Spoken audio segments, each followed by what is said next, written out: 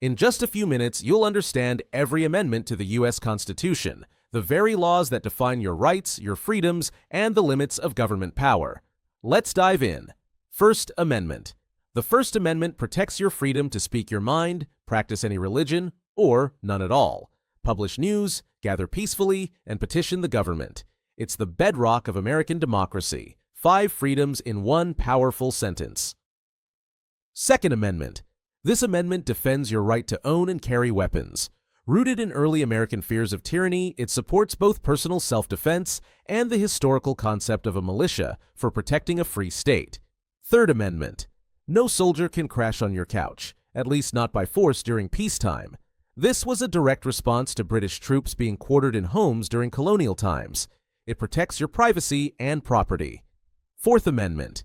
You're protected from unreasonable searches and seizures. Police need a warrant based on probable cause to search your property. This amendment keeps your privacy secure against government overreach. Fifth Amendment. You can't be forced to testify against yourself. You can't be tried twice for the same crime. You're entitled to due process. And if the government takes your property for public use, they have to pay you fairly. The fifth is all about fairness in legal proceedings. Sixth Amendment.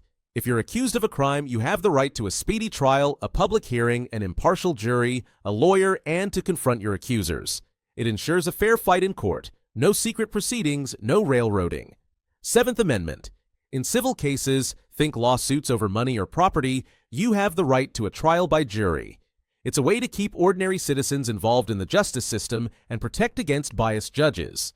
Eighth Amendment. No excessive bail, no outrageous fines, and definitely no cruel or unusual punishment. This amendment ensures that the justice system stays humane and proportionate. Ninth Amendment.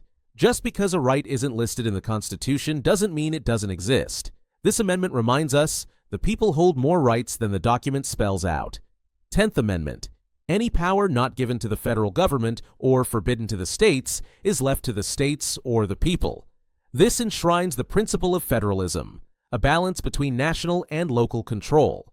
11th Amendment. You generally can't sue a state in federal court without its permission. This amendment reinforced state sovereignty and limited the reach of federal judicial power. 12th Amendment. After a confusing early election, this amendment revamped how presidents and vice presidents are elected. They now run as a team on separate ballots, avoiding deadlocks and awkward pairings. 13th Amendment slavery is officially abolished, except as punishment for a crime. This amendment ended a brutal institution and redefined American freedom. 14th Amendment.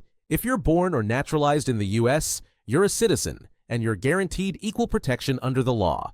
It also extended due process protections to actions by the states, a cornerstone of civil rights law. 15th Amendment.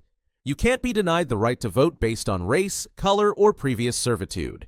This amendment was meant to secure voting rights for black men after the Civil War, though real enforcement would take decades. 16th Amendment. Congress can collect income taxes without dividing it among the states based on population. This created a key revenue stream for the federal government. 17th Amendment senators used to be picked by state legislatures. Now, thanks to this amendment, we elect them directly. It made government more accountable to the people. 18th Amendment. This launched prohibition, banning alcohol production and sales. The idea was to improve society, but it fueled organized crime instead. Spoiler alert, it didn't last. 19th Amendment. Women gained the right to vote. After decades of activism, this amendment marked a huge victory for gender equality and democracy. 20th Amendment.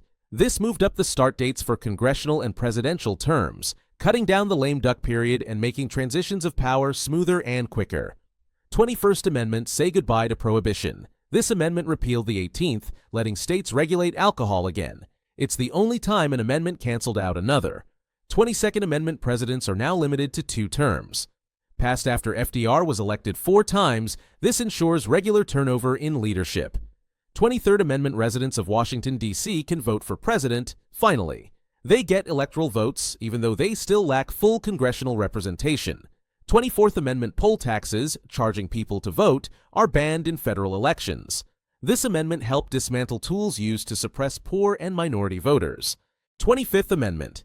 If the president dies, resigns, or becomes unable to serve, this amendment lays out a clear line of succession. It ensures leadership stability in moments of crisis. 26th Amendment. The voting age was lowered from 21 to 18. If you're old enough to be drafted or pay taxes, you should be able to vote, especially during the Vietnam War era. 27th Amendment. If Congress votes to raise its own pay, the raise can't take effect until after the next election. It's a check on lawmakers giving themselves quick pay bumps. And there you have it, all 27 amendments. These are more than just legal texts. They shape your everyday rights and freedoms. Which amendment do you think has the biggest impact today? Let me know in the comments, and don't forget to like and subscribe for more bite-sized breakdowns like this one.